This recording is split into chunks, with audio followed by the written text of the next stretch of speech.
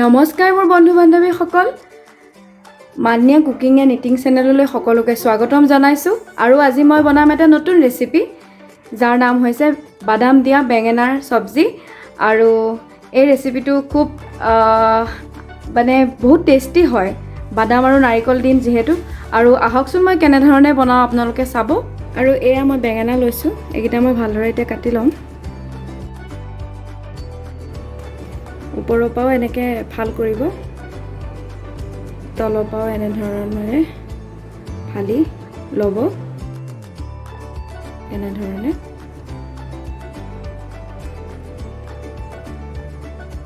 এনেকৈ কাটিলে তেলটো সোনকালে ফ্ৰাই কৰোঁতে সোনকালে সোমায় আৰু নিমখটো সোমাই খাই ভাল লাগে মই ইয়াত দুটা কালাৰৰ বেঙেনা লৈছোঁ আপোনালোকৰ যদি ভাবে এটা কালাৰ লওঁ বা যিকোনো খৰুৱা বেঙেনা যিটো আমাৰ অসমত পোৱা যায় বগা হেটোও ল'ব পাৰে দেই আৰু বেঙেনাকেইটা কটা হৈ গৈছে মোৰ আৰু মই এতিয়া এইকণ পানী লৈছোঁ আৰু ইয়াত অকণমান মই নিমখ দিম দি কাটি লোৱা বেঙেনাকেইটা 5 মিনিট মানৰ কাৰণে এনেধৰণে তিয়াই ৰাখি দিম এতিয়া মই এখন কেৰাহী গৰম কৰি লৈছোঁ আৰু মোৰ কেৰাহীখন গৰম হৈ গৈছে এতিয়া মই দিম ইয়াত বাদাম এইকেইটা মই অকণমান ফ্ৰাই কৰি ল'ম আৰু লগতে মই দিম 1 চামুচ জিৰা আৰু 3টা ইলাইচি আৰু কেইটামান জালুক আৰু 3টা লং আৰু কেইটামান লৈছোঁ শুকান জলকীয়া এইকেইটা মই এতিয়া অকণমান গৰম কৰি ল'ম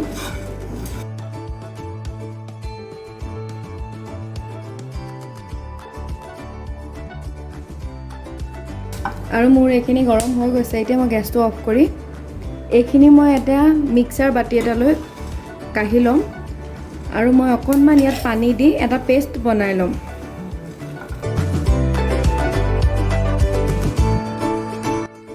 আৰু মই এখন কেৰাহী এয়া তেল গৰম কৰি লৈছোঁ আৰু মই এতিয়া ইয়াত বেঙেনাখিনি ফ্ৰাই কৰি ল'ম আৰু বেঙেনাকেইটা যিহেতু পানীত তিয়াই থোৱা হৈছিলে তো অলপ ভালকৈ চেপি ল'ব যাতে পানীত নাথাকে ভালকৈ চেপি আৰু মোৰ অইলখিনি গৰম হৈ গৈছে এতিয়া মই ইয়াত এটা এটাকৈ বেঙেনাখিনি দি দিম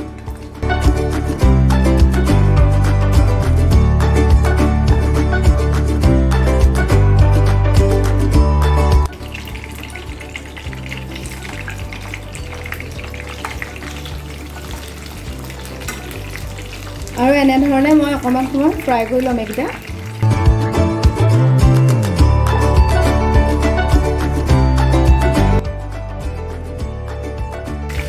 আৰু মোৰ এইকেইটা ফ্ৰাই কৰা হৈ গৈছে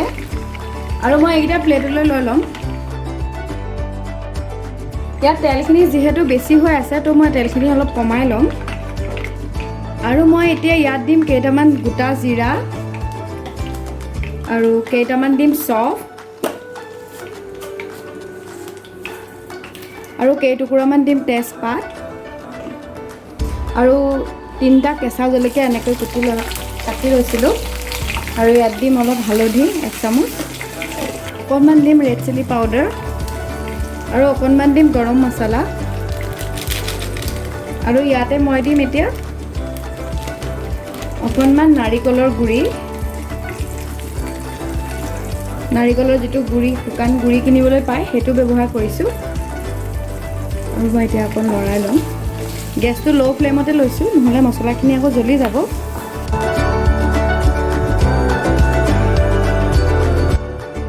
আৰু অকণমান দিম সৰুকৈ কটা পিঁয়াজ এবাৰ লৰাই ল'ম আৰু মই দিম ইয়াত কেইটামান নৰসিংহ পাত ফ্ৰাই কৰি লওঁ আৰু শেষত দিম এতিয়া মই অকণমান ধনিয়া পাউডাৰ আৰু মই এতিয়া ইয়াত দিম অথনি যিখিনি বাদাম আৰু জলকীয়া এনেধৰণে দি পিচি লৈছিলোঁ সেই পেষ্টখিনি আৰু মই লৰাই ল'ম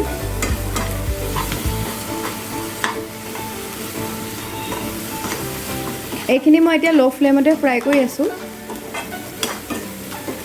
নহ'লে আকৌ জ্বলি যাবও পাৰে, বেছিকৈ থ'লে জ্বলিয়ে যাব। তো এয়া মই এনেদৰে ফ্ৰাই কৰি অকণমান ফ্ৰাই কৰি ল'ম আৰু অকণমান সময় 1-2 মিনিটমান মই ল' ফ্লেমতে এনেকৈ ৰাখি দিম। আৰু মই তাত ব্যৱহাৰ কৰিবৰ বাবে এটা পেষ্ট বনাই লৈছিলোঁ। এইখিনি মই ইয়াত 2টা বিলাহী আৰু 2টা পিঁয়াজ আৰু অকণমান আদা আৰু নহৰু দি এইখিনি মই সম্পূৰ্ণ পেষ্ট বনাই লৈছিলোঁ। আৰু মই এতিয়া এই বনাই থোৱা পেষ্টখিনি ইয়াতে ঢালি দিম।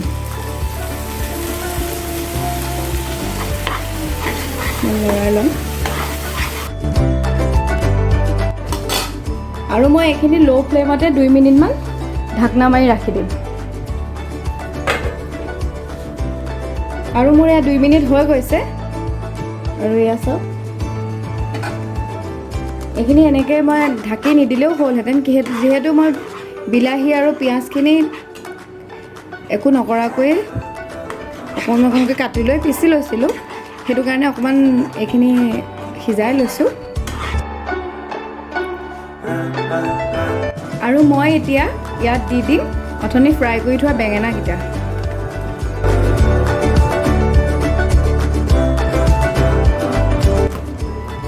আকৌ মই ঠিক তেনেধৰণে 5 মিনিট ঢাকি ৰাখিম ল' ফ্লেমতে। এয়া মোৰ 5 মিনিট হৈ গৈছে আৰু এতিয়া মই ইয়াত দিম যিখিনি মই মছলা পেষ্ট বনাইছিলোঁ, সেই পেষ্টখিনিকে গুলি পেলাই মই অকণমান পানী থৈছিলোঁ আৰু মই এইখিনি পানী দিছোঁ ইয়াত। আৰু ইয়াত দিম মই এতিয়া টেষ্ট অনুসৰি নিমখ। মই এনেধৰণে অকণমান লৰাই দিম আৰু মই 10 মিনিটৰ কাৰণে মিডিয়াম ফ্লেমত এনেকৈ ঢাকি ৰাখি দিম। আৰু মোৰ এয়া 10 মিনিট হৈ গৈছে,